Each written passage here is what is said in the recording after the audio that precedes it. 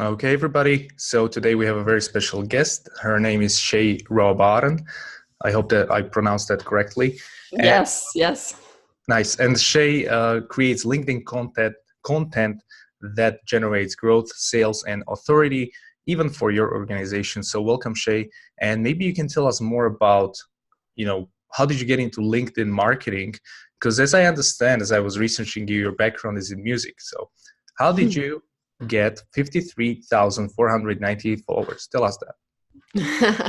Yeah, so it is a crazy story. I actually was a musician early on when I was about, 19, 20. I dropped out of college and pursued my dreams to be a famous musician. Mm-hmm. I didn't know anything about marketing at the time, so I didn't really have a lot of success. I always felt confident on stage and a very creative type of person, but I just didn't understand how to get seen, how to build a following. I knew nothing really. So I ended up actually putting that on the back burner to pursue a different opportunity I came across, which was editing viral videos for large pages on Facebook, actually. So LinkedIn, I really didn't get on LinkedIn until actually a year ago today is my anniversary. So that's kind of Nice. cool. Yeah. So 1 year ago today, I posted my first video on May 7th, 2018. But when I was 23, I ended up founding a company that specialized in creating video content for Facebook pages. It was a really unique opportunity that just kind of fell in my lap. These pages needed content, specifically video content, and they didn't know where to get it. They didn't know video, they didn't know editing. And my partner at the time, Luke Marlowe, he's a video genius. He needed help, and he knew that I was struggling with my music career and I wasn't really satisfied. So he was like, why don't you come work for me for a while? Like, I'll teach you video, you're creative, like you'll figure it out. And I was like, all right, I think I'm going to do it. And that was challenging because a lot of artists can't put their pride down, but I was like, you know what, I'm just going to do it. Like, this really isn't working. You got to look at the facts. So we really took off. Our business originally just spread word of mouth because there was a great need in the Facebook page world for video content. And we were blessed and fortunate to have all of our clients kind of help educate us on how to edit something to potentially make it go viral, or how to edit something just to get it to amplify the reach and to get it seen by more users.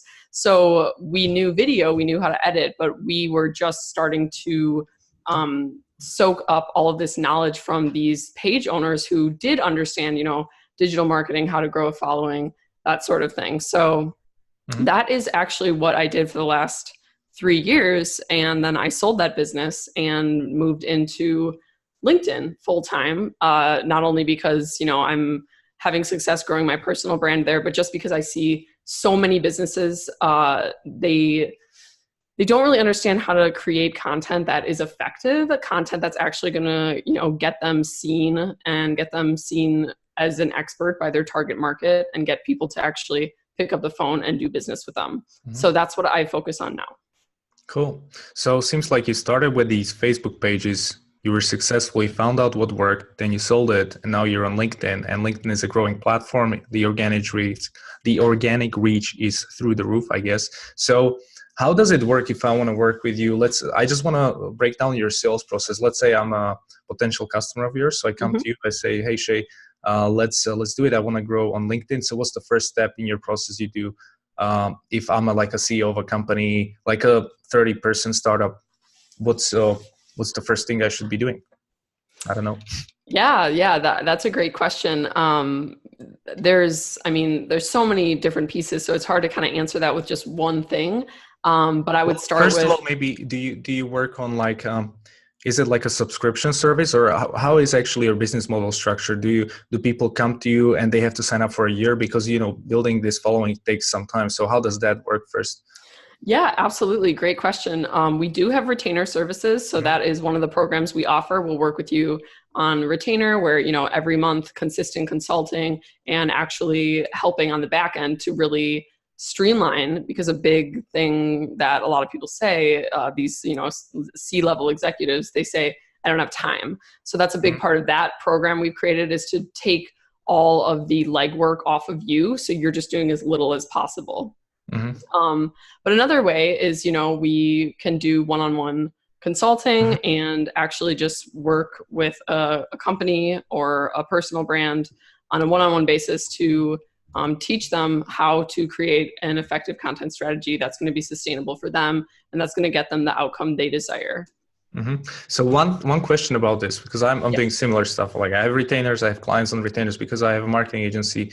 We do B2B marketing, but we don't do stuff like you, of course. But we also do some consulting on site. But the problem I have is there's no way I can scale this.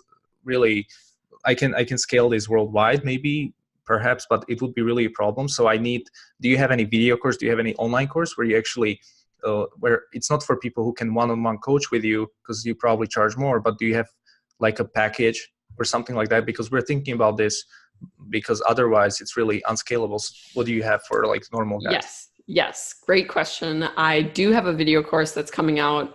That's exactly for the reason you described. It's scalable. It's a little lower ticket of an item. So it's more affordable for different people that otherwise wouldn't be able to work with me on the one-on-one consulting. So that is currently in the works, and I do have some video content coming out this month to kind of inform my audience more of what that's going to be like. So I'll sign up for that, definitely. Okay, great. So cool. So you take this client, you basically figure out if they want to be on the retainer, if they're super busy, or if they want to do one-on-one, which then they have to take responsibility, which I have to do because I hate to do that because my clients don't like to do the work. So what's the process then? What type of content are you actually creating? Are these written kind of posts? Are these articles, or is this a video content? Because I had LinkedIn expert here like a few weeks ago. He was talking about just written posts are really huge on LinkedIn, but I guess video will be even more important in 2019. So what's your take on maybe the algorithm of LinkedIn? Or Yeah. Great question. We do provide consulting for all forms, all mediums. So absolutely, I'm talking about beyond just video. But video is certainly what we emphasize, and it's really important because within the next 5 years here, video is going to be everywhere. It's going to be everything. So you'll have had wished that you jumped on the video bandwagon sooner. And the other opportunity right now is there's just not a lot of video on LinkedIn still. It's certainly, increasing, but LinkedIn wants to encourage its users to make video, and when there's only a limited amount of users actually creating video consistently, your video is much more likely to show up in the feed. And that's why I press this. It's so important to take advantage of the opportunity right now. It's still a potential to do it in the future, of course, but it's a lot of video. And then the other part of that is you mentioned the other expert, you had said something about long text. I think that's really important too. If you look at my content, I actually combine video with long text. So pretty much every single video I release, I also use the 1,300 characters. I use them all up.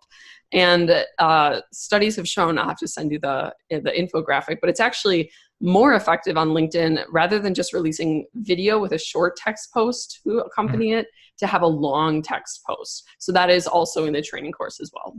Got it. So when you speak about video, because what I used to do, I used to link to my YouTube video and then that's it, right? And so you're not talking about it. You're talking about like uploading video to YouTube on their platform, right?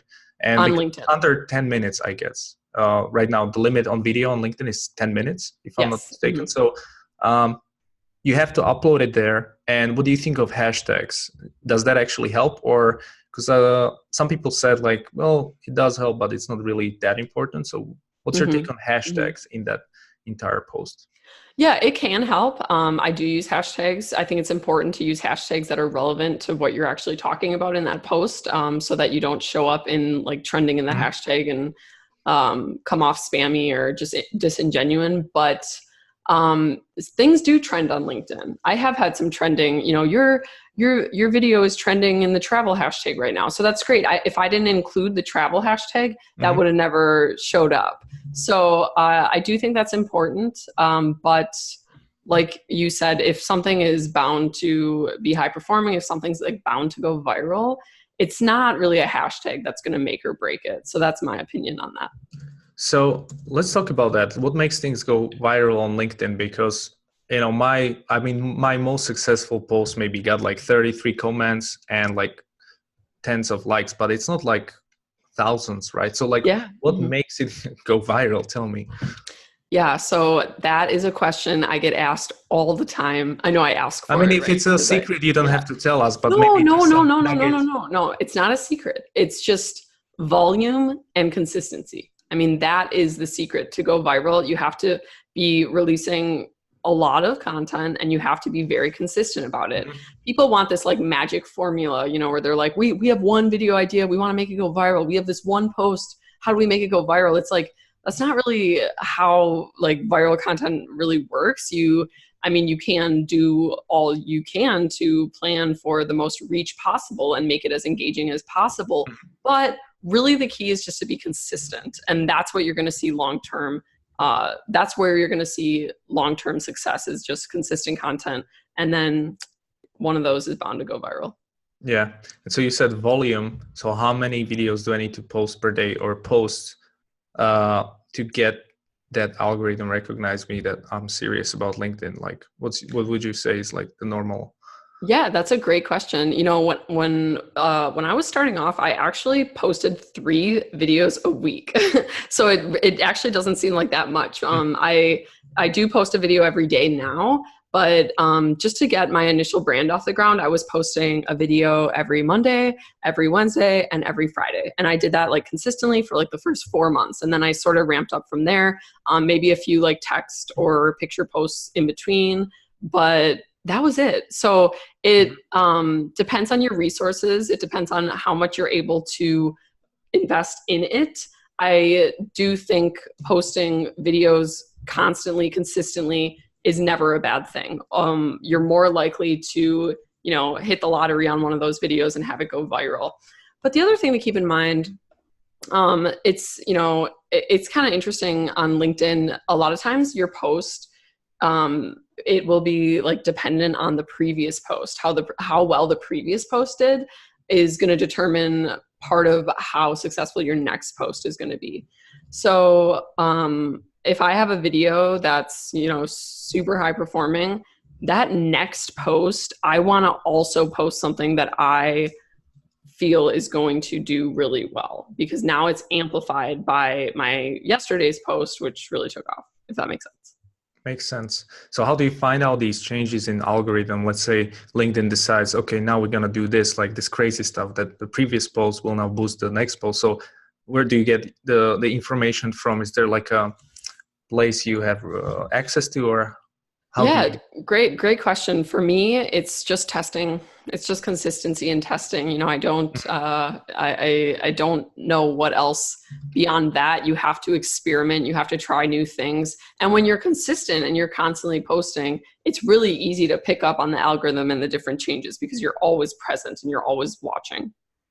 Got it. Okay. So that's volume, consistency, some logistical stuff. But I guess also a big part of the viral video is like the structure, how you put it together and all that stuff, right? Because I looked at your videos and they're in a very special format, let's say. They kind of remind me of a mix of Gary Vee and then some pranks on YouTube. I don't know if that's the right way, because they always...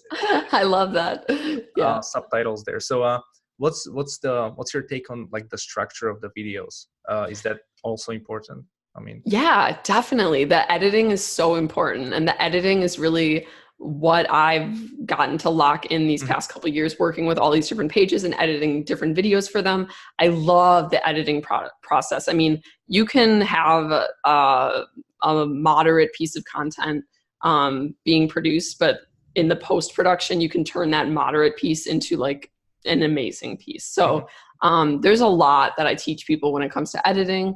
I do always recommend someone that people have headlines. You know, I think that's a big misconception, especially on LinkedIn, where, you know, a lot of the users are fairly new to social media. For a lot of people on LinkedIn, it's like their only platform. So they might not even be aware of the style of editing that is successful on platforms like Facebook or Instagram or YouTube, even like you said.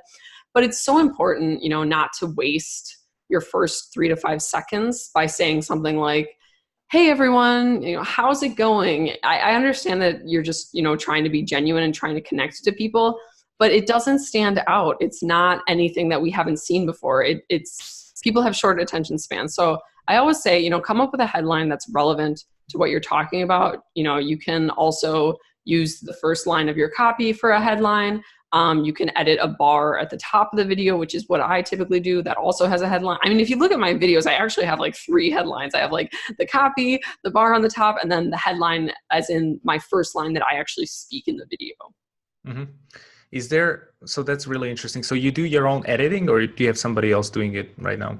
Yeah, I have a team, but I do it sometimes. I still love to jump on Premiere every once in a while and play with my own content, but I do have a creative team that helps me. Got it. And so that's really interesting. So what's important then more? Is it the comment or is it the like? Because I've read that like comment is 3 times more powerful than like on LinkedIn. I don't know if that's true. So what's your take on this? Yeah, comments are the best. Likes certainly help. I think even better if you can get return comments, meaning someone comments once and then maybe you're able to reply with a question. Of course, you want it to be genuine because you don't want to look like you're, fishing for something weird. But if you can get that person to actually reply back, that's even better. So some of the best performing videos of mine were ones where it was not just a lot of comments, it was people engaging with each other's comments and a lot of like conversations happening within the comments. But yes, I would say comments are king. Shares are actually really big and they're pretty undervalued on LinkedIn right now. But if your video gets shared, that is basically a sign that people are connecting with it. The more people share it. So shares, I think in the next year here, we're going to see shares become a lot more valuable on LinkedIn. And then of course, likes never hurt. Got it. And so is this true for all the platforms, this virality basics? Would you just said like 3 to 5 second intro, just have a headline, have this, subtitles there, or is it really different depending on the platform? Because this is now LinkedIn we're talking about, and maybe on YouTube people prefer long form content. I don't know. Absolutely. Yes, you're right. There's of course similarities across all the platforms, and I think I'm proof of that in that a lot of what I learned about video marketing did come from Facebook and is clear, is working on LinkedIn. But in terms of like YouTube, for example, now YouTube is a platform where I would say you can have an introduction. You can have a long form video. You don't need subtitles because people typically go to YouTube to consume longer form content. And a lot of the users on YouTube are repeat users, meaning they're not just scrolling through a news feed, they're returning to a channel that they already trust and have a vested interest in. So that is where you're absolutely correct. There's subtle differences across, but Facebook, Instagram, LinkedIn, I think it's always important to get that attention in the newsfeed right away. So you now have around 50,000 or 53,000 followers, and it took you 1 year to get to that number? Or you mentioned first 4 months you were putting constantly content out there. So after 4 months, how many followers did you have? Do you remember still? That's a great question. I could look it up for you right now. Okay, so what's today? So it's May 7th. It's my anniversary. I'm at 54,692. And let's see. So 4 months. Oh, wait a minute. Actually, I don't have that on this sheet. I'd have to look up on a different one. Yeah, I mean, actually, if you go back to January 1st, New Year's. So, a little while back now, I had just broken 30,000. Nice. So it does escalate, it does get easier and easier. I don't know if you've ever heard of Fuck Jerry. They're a huge publisher on platforms like Instagram and Facebook. They post a lot of like funny memes. It's a lot of like guy humor, but just millennial humor in general. He has a quote where he said, it took him 2 years. It took him 2 years to get 100,000 followers. Now he gets 1 million followers every couple months. So I just want to illustrate to people how it amplifies, it's exponential. The first 1,000 is the hardest. And then even that first 10,000, breaking into 5 digits, it feels like, you're clawing to get there, but it does get easier and easier and easier. So yeah, I'm excited to see where I'll be a year from now. It's really cool that you have this platform. I was trying to do YouTube. I did like 100 videos for 100 days, and Oh, it was nice. Yeah. crazy.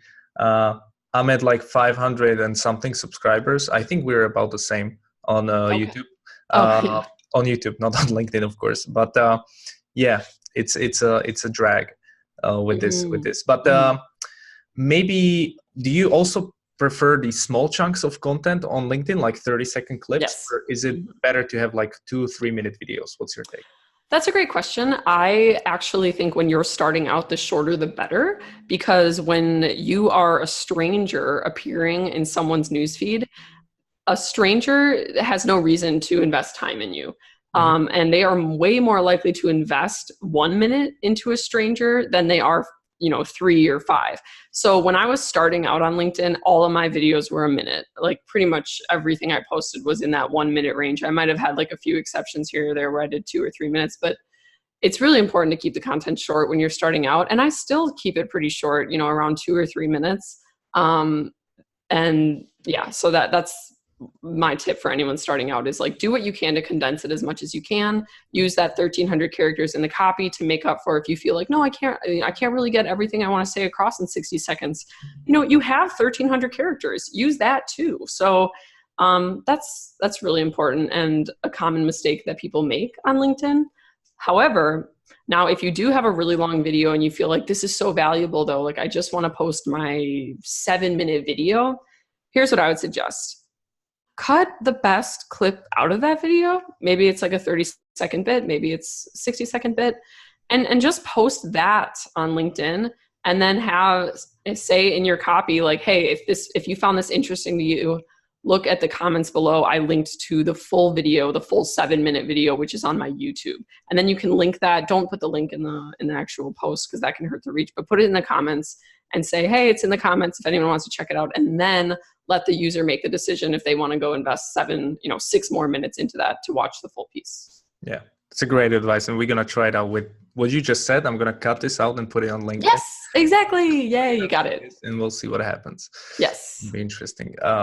Cool. So one thing that I realized as well is like you're a very special like personality. Like you have your own type of personality. You're a musician, right? How much does that play in this content? Because let's imagine I'm a 58-year-old guy who's like shy or something. I don't know. And I run a manufacturing company. Like I'm not going to be like your videos are super engaging. And like when you talk, right, you are kind of acting in them or all sorts of stuff. So how much does that play your kind of personality in those videos, the role of the virality, I would say? I don't know. Yeah, you got all the great questions. My question, I guess, is like, can it be replicable to a certain degree with some people, even though they are not maybe that charismatic or something like that? Or is it really about just, it doesn't really matter? Yeah, that's a great question. I think it does matter. I think that I am blessed with a natural stage presence. And not only that, but I do have a background in kind of performing and entertaining. So that confidence was kind of already there. As I said in the beginning of this episode, it was really the marketing that I had to learn. I didn't know marketing. I had the confidence. I just didn't know how to get attention. So I did have an advantage in that regard. But anyone can become confident. Like this is so common. I see this in my clients so much. Like they start off very timid. They start off really not believing in themselves. And even me, if you look a year back, I wasn't as confident as I am today because it amplifies. Once you start, seeing success, getting a little more validated, you start to believe, okay, I can really do this. I can be engaging. I can create content and that sort of thing. Now, I do believe everyone has the capacity to improve and get better at their camera presence and their ability to deliver a message effectively. However, that being said, there are personality types who, maybe it's a lot more challenging to them. They are a little more introverted, maybe they're just a little more shy. They just don't, it would take a lot more for that person to get to my level. I understand that. For those people and, those CEOs, I think it's really important to maybe just find someone else on the team who is more extroverted and who is willing to kind of be the face of the brand. If it's really going to be that much of an extreme difference to get this person from ground zero to 100 versus this person's, already at like a 65, then figure out a way to motivate your staff to also become part of this brand voice and have them do it for you. Yeah, I guess that's a good advice, definitely. And one question you must hear a lot from your clients is like, what's the ROI? Like, what is this? What's the ROI of this crap? And like, what's the KPI? Like, I want to know the KPI. So like, how do you recognize that? Because in my case, we're a marketing agency, we have certain leads and there's like a certain KPI we hit, right? And with branding building or this entire thing, like, I see the value definitely because I've done it in a very small scale, but I've done similar stuff. So how do you convince somebody who just doesn't see value in this? Like, how do you tell them, like, maybe in a year you'll see a really influx of inbound leads? You never know. Like, absolutely. Yeah. It's really important to track all of your analytics and to track, where the leads are coming from, which ones, were actually converted into sales, everything like that. So I track all of the analytics very closely, the comments, the likes, even down to the point of like the ratio between the comments and likes is kind of off on this video as to other videos. Why is that? But when it comes to the return on investment on LinkedIn, I mean, it is, you can't deny it. It is effective for everyone, especially anyone in the B2B space right now. I have companies getting, 6, 7, even 8 figures of revenue from LinkedIn from having an effective content strategy. So I don't like to give out exact, like anytime someone says, how many followers am I going to get in the first month? How many? It's like, I try to stay away from giving like exact amounts because that's just not a good formula, or it's not, it depends. But the point is, there's a huge opportunity right now on LinkedIn to get seen, get heard, get attracted by your target market and get validated by them for them to see you as an expert, and to get people to actually pick up the phone and do business with you. So I don't think that anyone could deny that LinkedIn is where it's at for B2B marketing. There's really no other social media platform. Like, for example, like if you're running ads for your B2B services on Facebook, but you're not doing an organic content strategy on LinkedIn, I mean, that's very foolish. Like, you don't even have to pay to get seen by your target market yet on LinkedIn, but you're paying on a platform like Facebook that probably has way less of your target market, considering your B2B, than you would have on LinkedIn. So, I mean, it's just a no-brainer. You got to get on LinkedIn. You got to create content, specifically video, and you got to do it consistently, and you will absolutely see a return for your business. Got it. So B2B definitely more than B2C, I guess. Yeah. And so how much of that is also like understanding the actual customer you're talking to, like understanding like the psychology, because you can speak on LinkedIn like forever, but if you're talking about nonsense, then I guess it's not going to work. So because that's my problem as well with my clients. Even though we do different marketing, the first thing we need to break down is like, okay, let's get really clear on like who's the ideal customer here, and like how do we actually find them. So like, how do you have clients who have like blurry lines about that, or? Yeah, so the target market is very important, and it's different for every business depending on where they're at. You would ask me like, what's one of the first things you do with a client? That would be one of them. Like, okay, you sit down, like, who is your target market? Who are you trying to attract? What is your ideal client?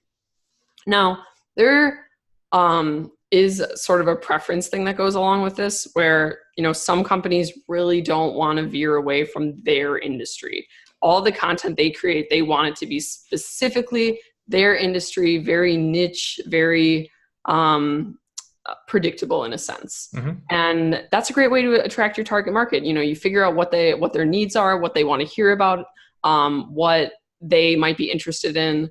Like, for example, if you're interested in X, there's a high affinity that you'll also be interested in Y. So kind of using like affinity to figure out what other topics you could talk about to attract that target market that aren't directly in your vertical.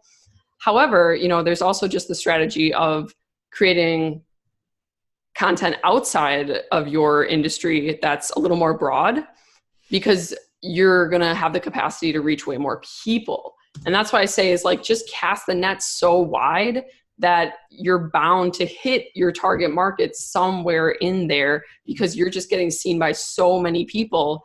A lot of them are bound to be someone who could actually turn into a customer for you. So you could, kind of be more niche and just only tailor to that one target market. Or you could create content every so often that is casting the net wider and is going to be relatable to way more industries. And even though a lot of people who view or even engage with that video aren't going to potentially buy from you, they're amplifying your message. They're helping to get your message seen by more and more people in the newsfeed. So you're bound to show up in more of your target markets feed. Yeah. I guess that's what happened with you. I discovered you on LinkedIn. You showed up on my feed, and I think you were talking about some sales thing. But yeah, I watched the video, and then I was like, "Who's this person?" So I went and researched you, right? So I guess everybody's gonna do that, right? Like, if it's interesting, like, who's this guy? Let me find his company, and then I found out, oh, she's doing LinkedIn marketing. I have to have her on the podcast. Like, that's yay! See, it works. So, yeah, I guess that's a great strategy as well, right? To kind of go wide. Yeah. But a lot of people are really scared of that. A lot of people they can be really turned off by that. That's why I say it is like a preference thing. For me, it's like, you hear everyone say it. It really is true. Just like provide value. It doesn't have to be a value in your industry at that moment. If you just provide value and people see you as someone who's interesting, they themselves are going to want to learn more. They themselves are going to make the decision to click back to your page. And then if you so happen to be in their industry, they're going to be like, oh my gosh, he's also in IT. That's crazy. Oh my gosh, I actually feel like I could work with this guy, and then, so that's another big part, is like not being super selly, not being like so obviously trying to get sales, and just providing value and letting people make the decision for themselves if they want to work with you. Yeah. Do you have any software tool that you use to track all these analytics from LinkedIn? Because it's very hard to do that, I guess, manually. I have admins. So a lot of it for me is manual, tracking it in Google Sheets, just calculating. I use a project management software called Asana to kind of organize everything as well. Have you heard of Shield Analytics? I think so. Tell me about it. So this guy, I'm trying to get him on the podcast, the CEO. He created the first cloud-based analytics software for LinkedIn, and he's doing everything you're currently doing with Google Sheets. He's doing it on the platform. It's super cool. They are just releasing beta now. You should definitely sign up. I mean, it's going to save you a ton of time. Yeah, no, I'm definitely going to look into it. Thank you. Definitely. So it's especially for you. So this is really a game changer. And so cool. So that's software recommendation. And now maybe I can ask you a couple of questions, kind of true or false. You can just give me like true or false statement. Okay. 4 questions. It's called like the notorious 4 about sales usually. So the first one goes like this. Cold email is a spam. False. Got it. In 10 years, AI will replace B2B salespeople. Oh man, I don't know. I mean, it's very potentially true. It's nice. Very potentially true, yeah. Cool. The third one, everybody can learn to sell. Salespeople aren't born. True. Cool. And being able to sell is more important than your product. True. Damn, all truths. Oh no. Well, I had false in the first one. So cool. So I guess I have my last question. This is kind of a story, and I ask this everybody. So imagine that you just got a check from the IRS and you owe them a lot of money. Everything you have, everything you sold the company, everything will be taken from you in a week. And you have a friend who's a tech entrepreneur. He's not a sales guy or he's not a marketer. He just has a great idea, a good product, and he has a meeting with like a big client tomorrow.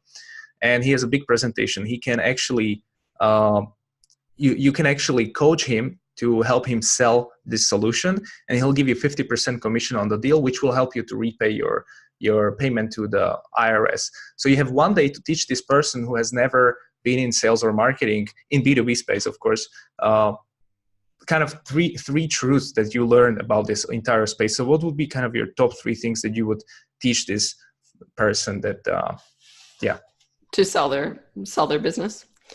Sell their product or something like that.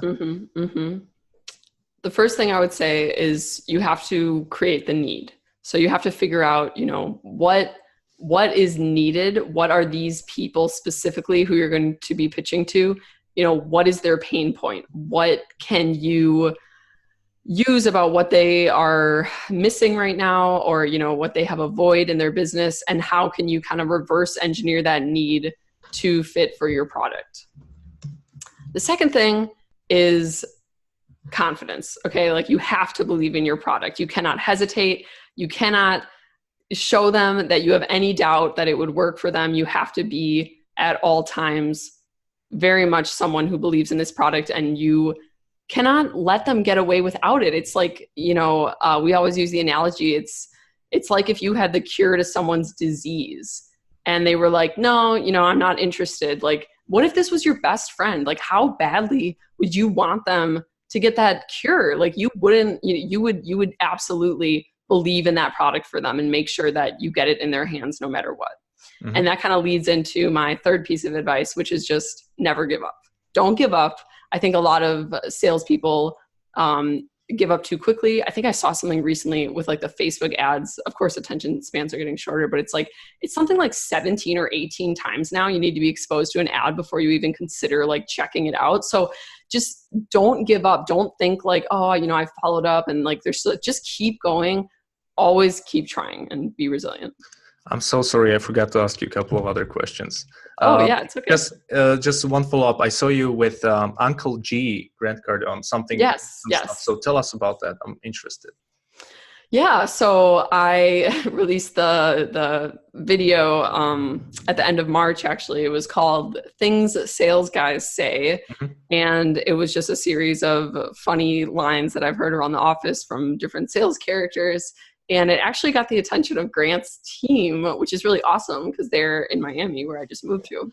Nice. And one of his top coaches, Daniel Fleischman, actually ended up calling me and saying like, oh my gosh, we love your video. Like, we're watching it over here at the office. Of course, I was really excited because I'm a huge fan of Grant Cardone, and my partner and I watch his videos all the time, and we have his books in our house.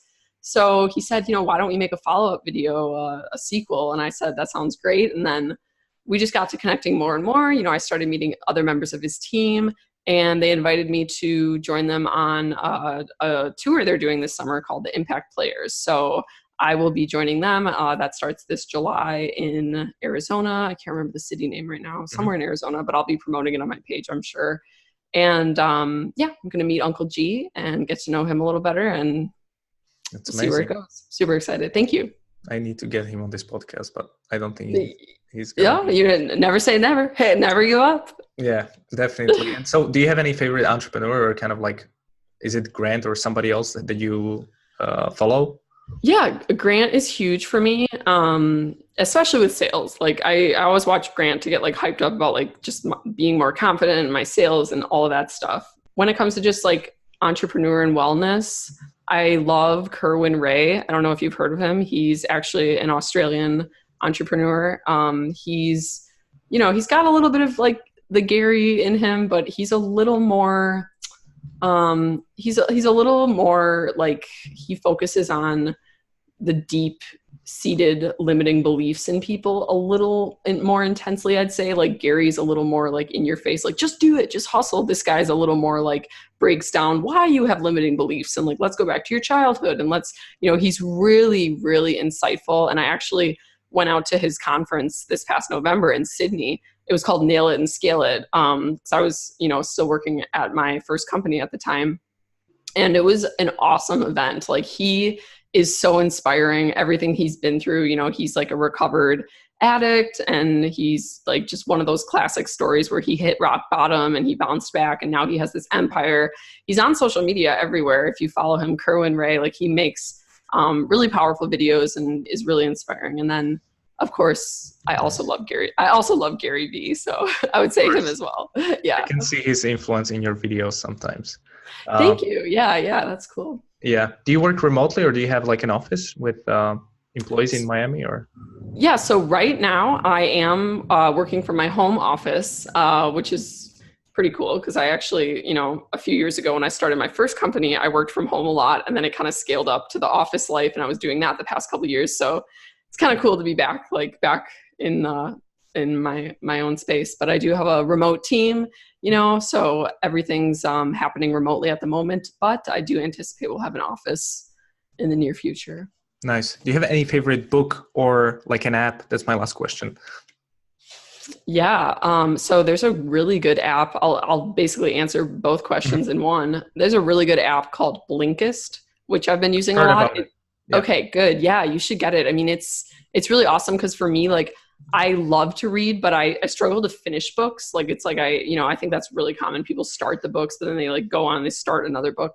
So what this does is it condenses all books into like 15 minutes, like the key 15 minutes. I think they say like, you read the book within 15 minutes, but you could still like pass a quiz on the entire book and pass the quiz with like a B+.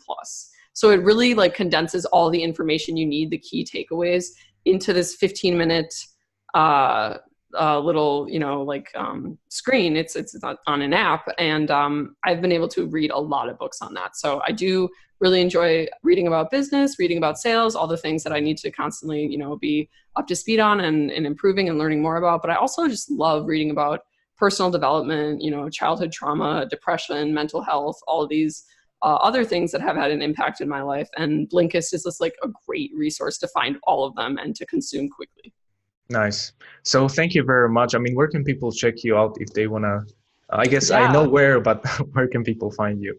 Yeah, absolutely. Well, thank you so much for having me. Of course, I would love if everyone could follow me on LinkedIn. So it's Shay Rowbottom. You can find me on there, linkedin.com/in/Shay Rowbottom.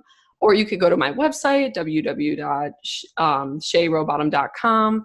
And then it's, pretty consistent across all my platforms. If you want to follow me on Facebook, Instagram, YouTube, it's all Shay Rowbottom. So find me there. And there's a submission form on my email if you would like to set up a call. Nice. So thank you, Shay. I believe we learned a lot today. And yeah, thank you. Let's be in touch. Absolutely. Thanks so much for having me. Yeah, no problem.